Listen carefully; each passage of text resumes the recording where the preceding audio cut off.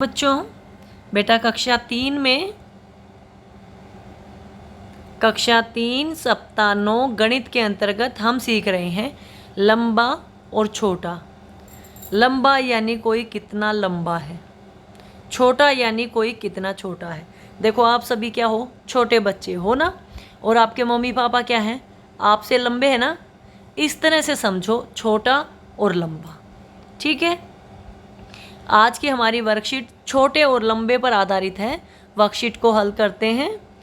इस मेज पर इसी पैटर्न में कितनी किताबें रखी जा सकती। देखो बेटा, मेज इतनी लंबी है, 1 2 3 रखी हुई है, तो यहाँ पे 1 2 3 3 और रखी जा सकती हैं, क्योंकि आधी पे रखी हुई है ना हमारी, आधी पे हम 3 किताबें रख देंगे, ठीक है। इस पैटर्न में कितनी किताबें और रखी जा सकती हैं, 3। तार देखो, अगला है इस तार पर कितनी कमीजें और टांगी जा सकती हैं। एक टंगी, इसका दुगना हिस्सा दिखाई दे रहा है मुझे, एक यहाँ तक आ जाएगी, दूसरी यहाँ तक, तो 2 कमीजें और टांगी जा सकती हैं, ठीक है।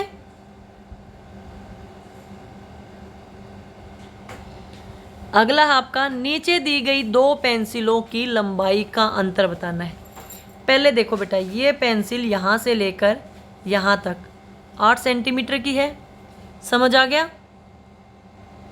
दूसरी देखो,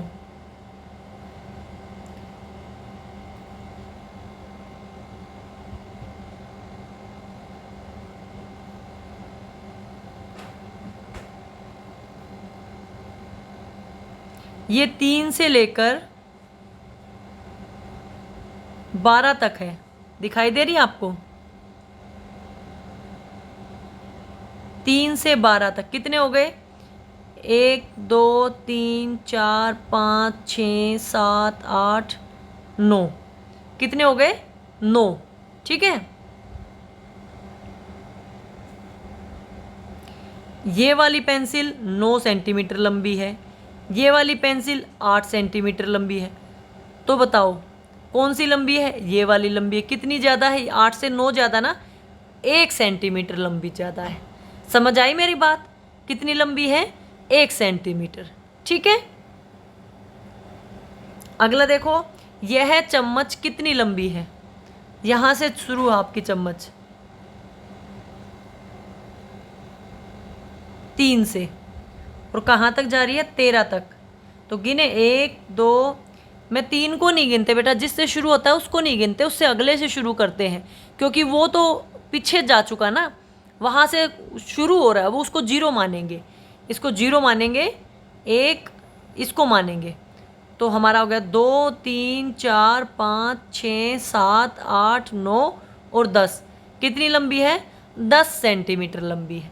समझ आई बात, समझ आई बात, कितनी लंबी है, 10 सेंटीमीटर। देखिए सभी प्रश्न इस तरह से कर लीजिए। पहले पे 3 किताबें, दूसरे पे 2 कमीज टांग सकते हैं, तीसरे में पहली पेंसिल आई थी आपकी ये वाली 8 सेंटीमीटर की, दूसरी आई थी 9 सेंटीमीटर की, तो जो लंबाई का अंतर है वो 1 सेंटीमीटर है।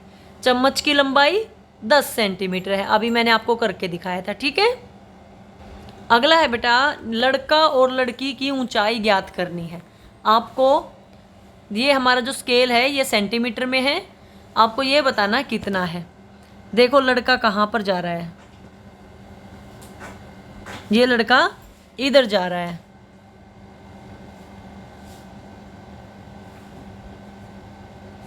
यानी 70 और 80 के बीच में, 70 और 80 के बीच में 75 सेंटीमीटर लड़के की लंबाई है, ठीक है। लड़की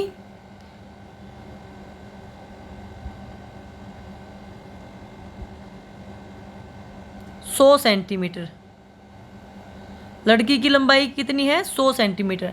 अब बताओ कौन ज़्यादा लंबा है, ये लड़की ज़्यादा लंबी है ना, कितनी ज़्यादा है, 100 ज़्यादा होता है, 100 में से 75 घटा दो, 25 सेंटीमीटर हमारा आंसर आ गया।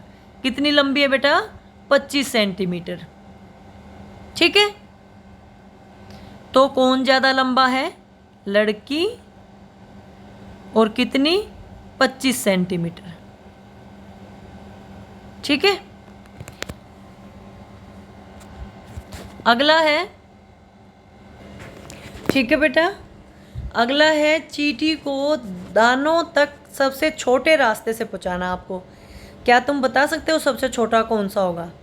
बेटा देखो, रास्ता कै देखो कैसे कैसे जा रहा है, फिर ख देखो, फिर ग बिल्कुल सीधा है, घ देखो मुड़ तुड़ के जा रहा है, अड़ देखो फिर मुड़ तुड़ के जा रहा है।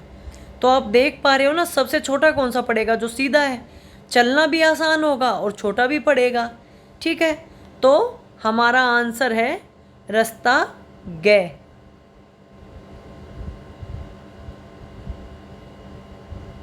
ठीक है, चींटी को दानों तक पहुंचाने के लिए सबसे छोटा रास्ता है ग।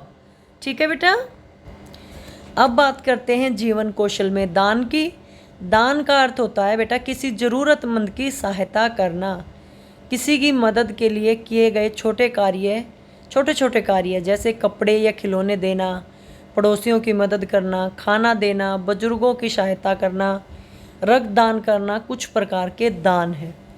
सबसे जो आसान दान है ना बेटा, किसी को रोटी देना, कुत्ते को रोटी दे दो, गाय को रोटी दे दो, बचा हुआ आप ना खाओ, जो खाना बच गया वो गाय को डाल दो, कुत्ते को डाल दो, या कोई मांगने आ जाता है उसको खाना दे दो। सबसे अच्छा और सबसे आसानी से होने वाला दान ये है।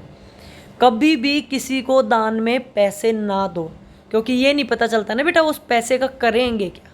ठीक है, दान कौन कौन से होते हैं बेटा? बुजुर्गों की सहायता करना, जो भी बड़े बुजुर्ग हो जिनकी देखभाल करने वाला कोई भी ना हो उनकी मदद करना, जानवरों की मदद करना, जैसे गली में जो गायें, कुत्ते, भेड़ बकरी वगैरह, बिल्ली वगैरह घूमते रहते हैं, उनको कोई भी खाना नहीं देता, वो फिर इसीलिए घरों में घूम के कुछ ना कुछ खाते रहते हैं। इसकी बजाय अगर आप रोज़ एक रोटी डाल दो, फिर उनको इधर उधर भटकना ना पड़े। ठीक है।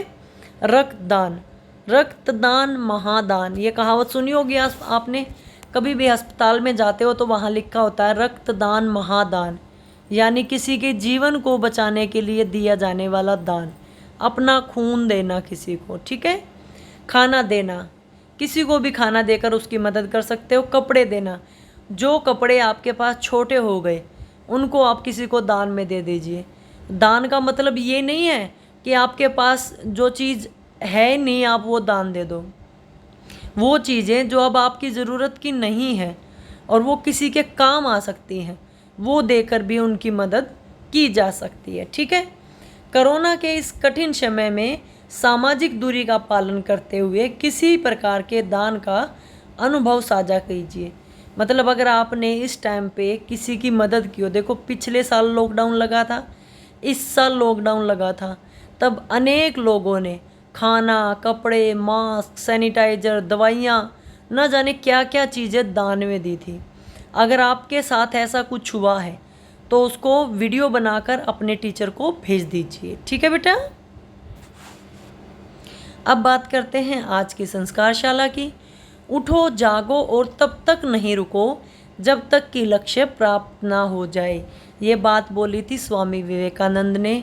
मतलब उठकर मेहनत करके आपको तब तक कोशिश करते रहनी है जब तक आप अपने लक्ष्य में यानी उस काम में कामयाब ना हो जाओ जो आपने सोच रखा है। समझ गए मेरी बात को? ठीक है। क्या खाना पीना है? दलिया, खिचड़ी, ऐसी कोई चीज़ खानी है बेटा आपको।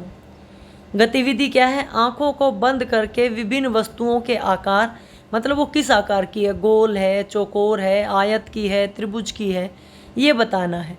उसकी लंबाई कितनी होगी ये बताना है। उसका तल, मतलब उसको रखेंगे तो वो किस तरह से, कौन से हिस्से से रखी जाएगी, ये बताना है। ठीक है। क्या खेल खेलना है? शतरंज का खेल खेलना है। ठीक है। अपने घर वालों के साथ मिलके शतरंज का खेल खेलना है।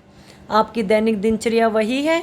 माता पिता का अभिवादन करके दिन की शुरुआत करें, दांतों को दिन में 2 बार ब्रश करें, प्रतिदिन स्नान करें, खूब पानी पिएं, संतुलित आहार लें, अपने चेहरे को छूने से बचें, हाथों को बार बार धोएं, अपना गृह कार्य समय पे पूरा करो। ठीक है बेटा। सारी वर्कशीट समझा दी है, बहुत आसान थी, लंबा और छोटा ही तो बताना था। सारा काम पूरा करके अपनी टीचर को भेजो। ठीक है। वीडियो देखने के लिए बहुत बहुत धन्यवाद।